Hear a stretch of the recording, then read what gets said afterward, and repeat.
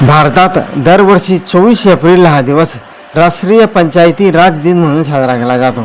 ग्रामीण भागातील लोकशाही बळकट करण्यासाठी हा दिवस अत्यंत महत्त्वाचा मानला जातो. 24 एप्रिल 1993 रोजी 73वी घटना दुरुस्तीमुळेच भारतातील पंचायत राज व्यवस्थेला घटनात्मक दर्जा प्राप्त झाला. तत्कालीन पंतप्रधान डॉक्टर मनमोहन सिंग यांनी 2010 मध्ये पहिला राष्ट्रीय पंचायती राज दिन साजरा करण्याची घोषणा केली होती. सत्तेचे विकेंद्रीकरण करणे आणि गावाचा विकास स्वतः गावकरी व लोकप्रतिनिधींनी मिळून करावा हा यामागचा मुख्य हेतू आहे.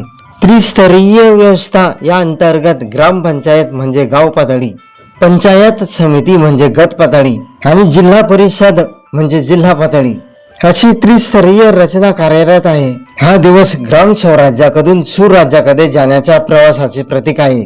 भारत सरकारचे पंचायती राज मंत्रालय दरवर्षी राष्ट्रीय पंचायती राज दिनानिमित्त 24 एप्रिलला उत्कृष्ट कामगिरी करणाऱ्या पंचायतींना राष्ट्रीय पंचायत पुरस्कार दिला जातो.